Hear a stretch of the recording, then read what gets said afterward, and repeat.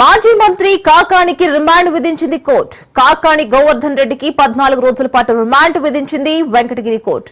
కాసేపట్లో కాకాని వెంకటగిరి నుంచి నెల్లూరు సెంట్రల్ జైలుకు తరలించనున్నారు.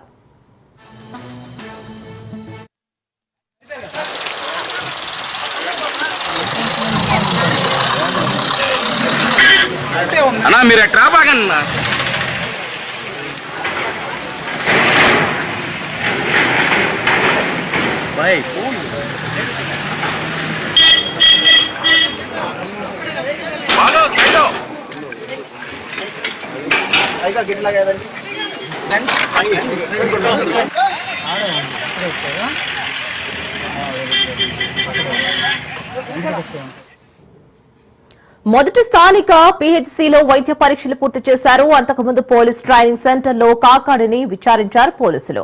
నిన్న కేరళలో కాకాని గోవర్ధన్ రెడ్డిని అరెస్ట్ చేసిన పోలీసులు రాత్రి నెల్లూరుకు తరలించారు. కాగా అక్రమ మైనింగ్ కేసులో A4 గా ఉన్నారు కాకాని. 2 నెలలుగా పరారీలో ఉన్న కాకాని గోవర్ధన్ రెడ్డిని ఎట్టకేలకు పోలీసులు నిన్న అదుపులోకి తీసుకున్నారు.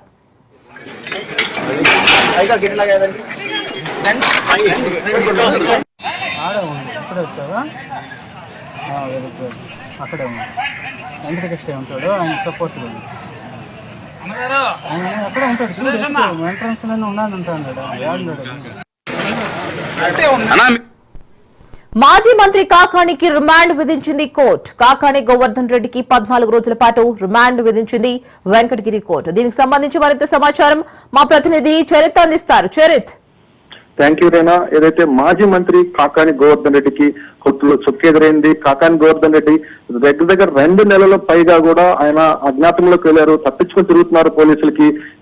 ఏదైతే రుస్తుం మైన్స్ కి సంబంధించి అక్రమాలు 280 కోట్ల రూపాయల క్వాడ్జ్ మైనింగ్ అక్రమ తరలింపు, అలాగే క్వాడ్జ్ అక్రమ తవ్వకాలు, అలాగే ఏదైతే పేలుడు పదార్థాల అక్రమ నిల్వ, ఇలా రకరకాల SC/ST అట్రాసిటీ కేసు వీటిల్లో ఆరోపణలు ఎదుర్కొంటున్న కాకాని గోవర్ధన్ రెడ్డి ఎట్టకేలకు నిన్న పోలీసులకి కర్ణాటక సరిహద్దులో బెంగళూరులో దొరికారు. ఆయన్ని ఈ రోజు నెల్లూరు నుంచి నెల్లూరు పోలీస్ శిక్షణా కేంద్రం నుంచి వెంకటగిరి పోలీస్ స్టేషన్ తరలించారు, వెంకటగిరి కోర్టుకు తరలించారు. వెంకటగిరి కోర్టులో జడ్జి అనేక వాదనలు విన్న తర్వాత ఈ రకరకాల వాదనలు అయితే విన్నారు. ఈ వాదనలు విన్న తర్వాత 9వ తేదీ వరకు, వచ్చే నెల 9వ తేదీ వరకు 14 రోజులు రిమాండ్ విధిస్తూ అయితే న్యాయమూర్తి తీర్పును అయితే ఇచ్చారు. అయితే మరికొద్దిసేపట్లో నెల్లూరు సెంట్రల్ జైలుకి మాజీ మంత్రి కాకాని గోవర్ధన్ రెడ్డిని తరలించినట్టు కూడా విశ్వసనీయ సమాచారం అయితే ఉంది. కాకాని గోవర్ధన్ రెడ్డిని విచారించేందుకు అయితే మాత్రం పోలీసులు కస్టడీ అయితే అడుగుతున్నారు. కస్టడీకి సంబంధించినటువంటి వాదనలు అయితే ఇప్పుడు ప్రస్తుతం కోర్టులో జరుగుతున్నాయి. అయితే కస్టడీకి సంబంధించి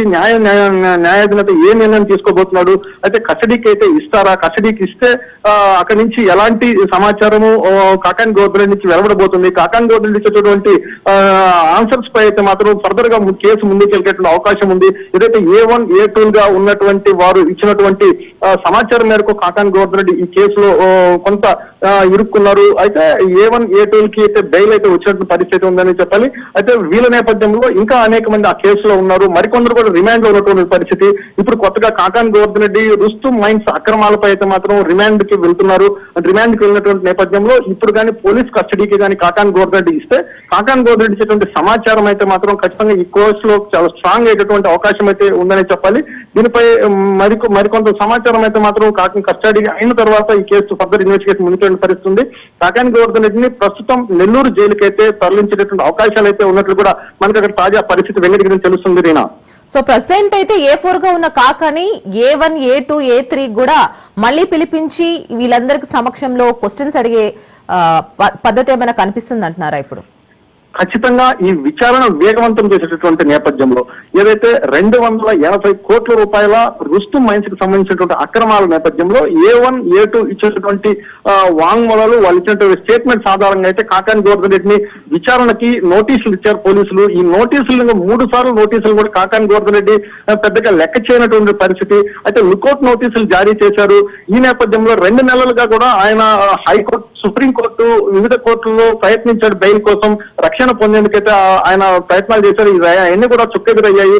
ఎట్టకేలకు పోలీసులు ఆయన తీసుకొచ్చారు. అయితే A1, A2 ఇచ్చినటువంటి సమాచారాలు, వాళ్ళ యొక్క ఇచ్చినటువంటి వివరాల నేపథ్యంలో ఇప్పుడు కాకాని గోవర్ధన్ రెడ్డి ఇచ్చేటటువంటి ప్రధానమైనటువంటి సమాచారం ఏదైతే ఉందో ఇది ఎంతవరకు ఉంటుంది, కాకాని A4 గా ఉన్నటువంటి కాకాని గోవర్ధన్ రెడ్డిని ఏమన్నా A1 గా కూడా మార్చేటటువంటి అవకాశం ఉందా, అంటే ఎంత ఇన్ఫ్లుయెన్స్ చేశాడు, అప్పుడు ప్రభుత్వ పెద్దగా అంటే ఆ రోజు మంత్రిగా ఉన్నటువంటి కాకాని గోవర్ధన్ ఆయన సొంత కాన్స్టిట్యున్సీ పొదలకూరు తాడిపత్రి దగ్గర జరిగినటువంటి ఈ మైన్ అక్రమాలపై ఎంతవరకు ఈయన ఇన్వాల్వ్మెంట్ ఉంది అనేది మాత్రం రేపు జరగబోయే ఫర్దర్ ఇన్వెస్టిగేషన్ లో అయితే ముందుకెళ్ళేటటువంటి పరిస్థితి. దీంట్లో కాకాని గోవర్ధన్ రెడ్డి ఇన్వాల్వ్మెంట్ ను బట్టి ఆయన A3 అవుతారా, లేకపోతే A2 అవుతారా, A1 అవుతారా, లేకపోతే దీంట్లో ఆయన ఇన్వాల్వ్మెంట్ ను బట్టి మాత్రం ఆయనకి కొంత ఇబ్బందికర పరిస్థితులు ఏర్పడేటువంటి అవకాశం అయితే స్పష్టంగా కనిపిస్తుంది రీనా.